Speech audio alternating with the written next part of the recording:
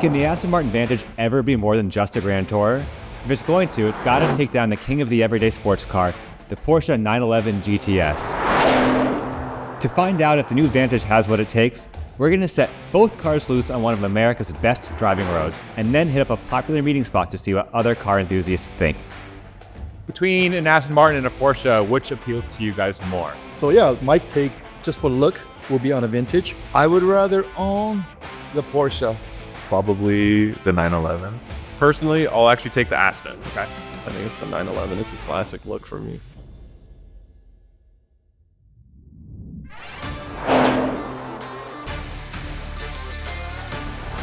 Forget everything you think you know about Aston Martin.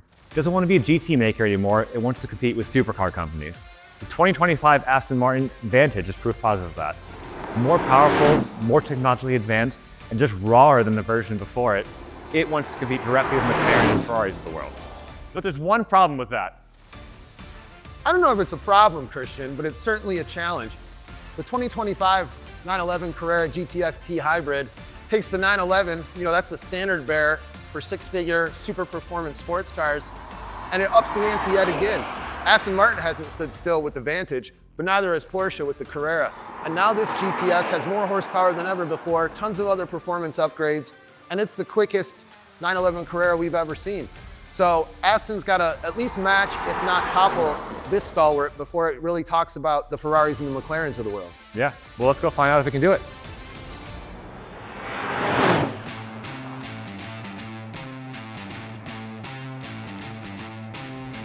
All right, Mac, as a Porsche aficionado, what makes a 911 so special? Everybody probably has their own answer to that question, but one thing that's a common theme, I think, with 911 enthusiasts in particular, certainly over years and years and years, if there's one word that you would use to describe the 911, it's probably pure, right? Or purity of the experience. That's pretty relevant to the car we're driving today because this is the first electrified 911 ever. Yeah, 53 horsepower, 110 pound-foot motor. That's basically wedged into the bell housing of the 8-speed PDK. I'm sure there's been plenty of people, Porsche fans, who've talked amongst themselves about, is that right for the 911? And I understand that discussion and debate and all that, but all you have to do is drive this new GTS T Hybrid, as Porsche calls it, and you realize all it does is up the experience by that much more, by giving you a boatload of power. It's pushed this car to 532 horsepower, which you normally would not have in anything short of the big boy 911 turbo, right? Or a GT3. Yeah, a GT3, GT2, GT division car. Here's the thing, it's completely seamless. I have no idea what's going on other than what the screen tells me. It recharges itself, by the way, really quickly. Yeah, and it's a small battery of only 1.9 kilowatts in the front where the 12 volt would be. So you're not messing with the weight distribution.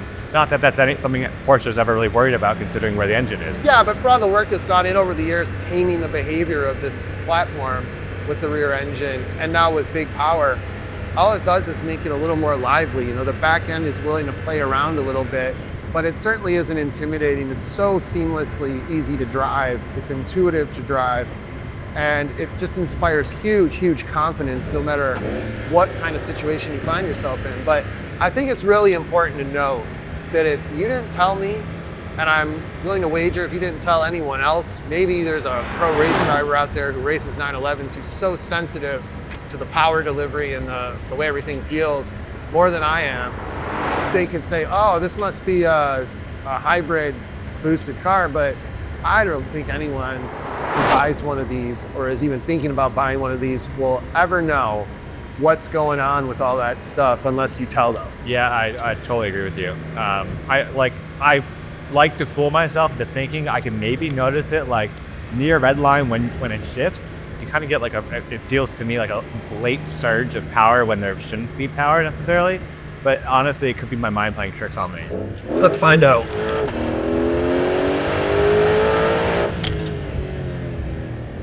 I don't know, man. I think it's just fast. I think that's what it is. It's just fast.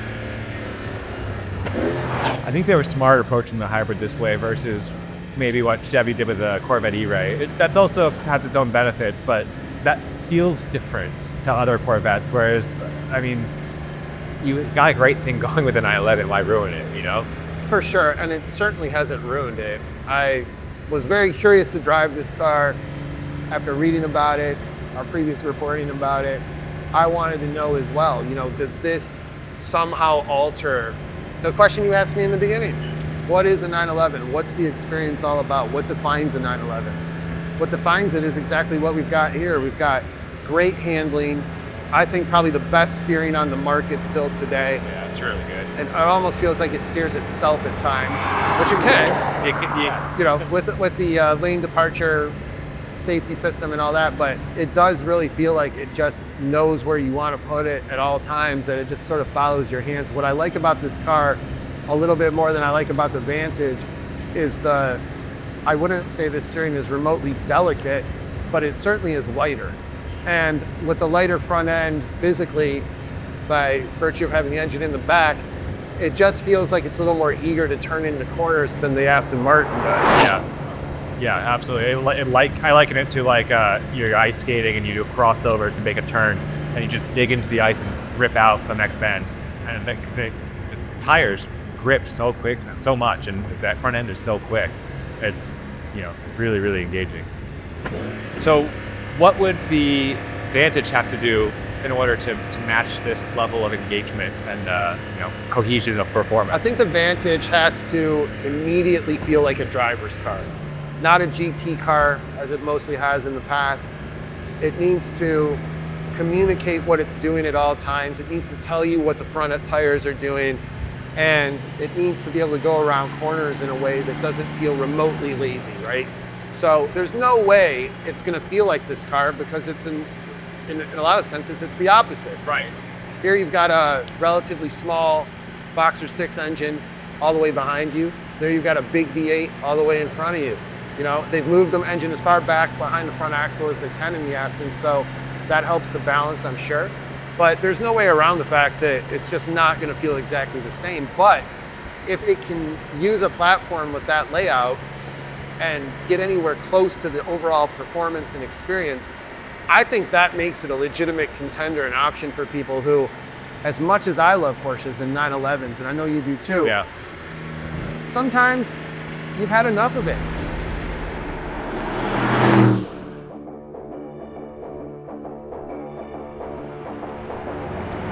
Definitely feels like a bigger car.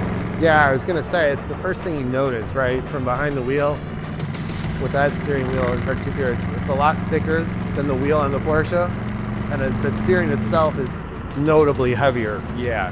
I wouldn't say it's better or worse, just different in its character. Because I'm used, you imagine British cars have that like really light, delicate, tactile feeling, and this is not that. This is neither light nor delicate in any way. No, it is not. It sounds really good. Yeah, this AMG sourced turbo V8 is a monster. With 600 horsepower, it punches hard, to put it mildly. On a road like this wasn't necessarily an Aston Martin's forte in the past, or it's certainly maybe not where it wanted to live all the time, but this Vantage, it's kind of made for this. Yeah, it feels at home. I mean, I'm just quite easily into a rhythm now. I'm used to the size. Yeah, it's easy to place. It's engaging. I'm having fun. I don't know if you are. But that's the thing, is the capability of this car is so high, I have no concerns about flying off the road. Not that you should in any modern car, but much like the 911 GTS, this car takes everything you throw at it, no problem. I think the combination of the heavier steering setup and front weight bias versus the rear engine 911, it gives it a completely different character. And it's kind of funny because it's similar in the sense that it goes like heck in a straight line, it stops really well, it handles corners really well, but it feels different in the way that it's doing it, as you would expect. But at the same time, is it a huge difference to you? I don't know that it's affecting the fun much. I think the 911 feels a little more, to use the word we used a minute ago, delicate maybe. Yeah. It is a little bit lighter, maybe 200 pounds-ish. It's not nothing, but it's not super substantial, especially in a car making this much horsepower and torque. So it's just more the balance, right, of the two chassis. The 911 front end seems a little more eager, but again, that's to be expected because you're pushing around everything in the front in this car. Yeah, it's just the way it handles is just slightly different character to it, but it's quite enjoyable. It's a much stiffer platform than it was in the past. And I think we mentioned earlier, you might call it a facelift, but it's, to me, a facelift is like a new front fascia, literally, and maybe a new infotainment system and some tail light treatments and things like that. Maybe a slight horsepower bump. Which, oh, by the way, this has all those things. Oh yeah, too. right, it does. But on top of that, it's a huge power upgrade. It's a huge chassis upgrade. It's a software upgrade on the way that the differential and all the stability control and traction control system works. So it really has, to me, changed the character from the Gen 1 version of this AM6 Vantage platform. But yeah, the one thing that really stands out to me is how thoughtful all the upgrades were. They didn't just make it stiffer and like, that's better. It's stiffer without having any drawbacks. There's payoff for it. It's quite a good ride. The software going on, it lets you get that little bit of slip on a tight corner, which makes it honestly way more engaging and way more fun. So you can turn it quickly. It feels bigger initially, but it doesn't drive bigger. So it doesn't feel like a bigger car. No, you make a great point. And that goes back to what we were saying about substantial and delicate. It's absolutely substantial, especially when you look at it by itself, say on the side of the road or in a parking lot or even in your garage. It looks like it's a big car, but then you put it next to the Porsche and they're pretty much a similar footprint. I don't have all the dimensions here in front of me as we're driving, but this isn't like something that is in a different size class than the 911 at all, like not whatsoever. So just the long hood gives that illusion and it makes you feel like right now we're in a bigger car. It might be a little wide. I think it's a little wider. It's a little wider. We've certainly got more shoulder space, Yeah. but it's not too much car for a road like this. And this is a tight, twisty, but quick road at the same time. I don't feel like this car is overkill for it whatsoever. No, and this is like the natural stomping grounds of a 911. You come up here on a Friday morning or any weekend, it's 911 City. They're everywhere. You can't throw a rock without hitting one. Oh, absolutely. And this is just completely at home. I think it'll be really interesting to see what the average enthusiast thinks when we pull up to Newcomb's.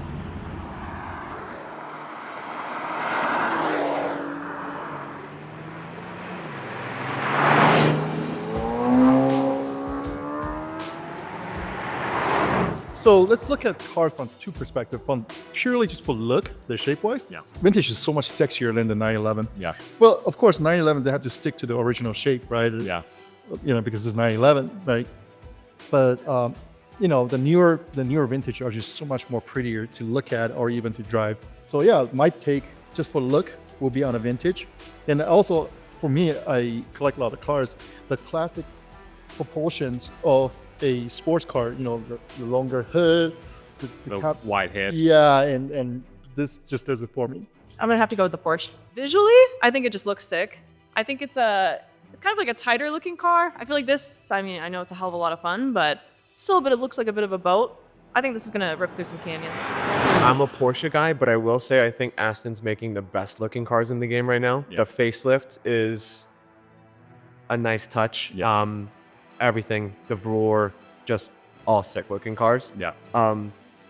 Different price point, but I would definitely take that over my 911. I never claim to be a car expert. I am an enthusiast, but I always feel every sports car wants to grow up and be the Porsche. So what do you think the Aston would need to do to grow up to be like the Porsche? No, the Aston's in a class all its own, but I would call this they used to call my RS5 Grand Touring.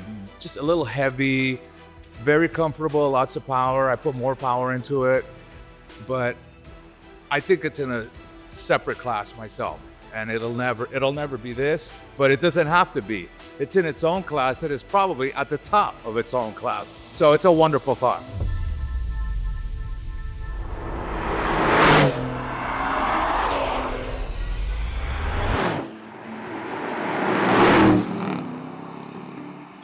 All right, so we just had a day of hard driving the mountains and talked to some enthusiasts about these cars. What did we learn, Mac? I think we learned a hell of a lot, especially about the Aston Martin Vantage.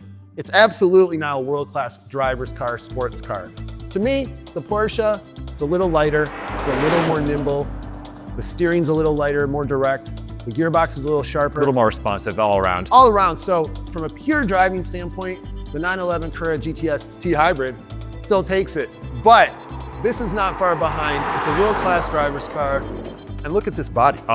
Yeah, it's stunning. And I would agree with everything you said.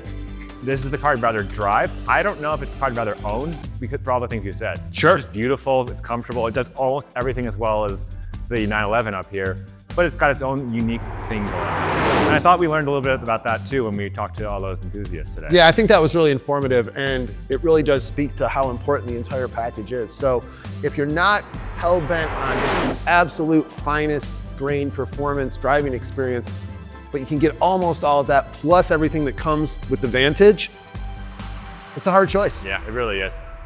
But if you are hell-bent, to steal Mac's words, on the most absolute finest driving experience, then you'll agree with the two of us that the Porsche 911 GTS is the winner of this comparison. For more on these two cars, the test data, all the details, head to MotorTrend.com.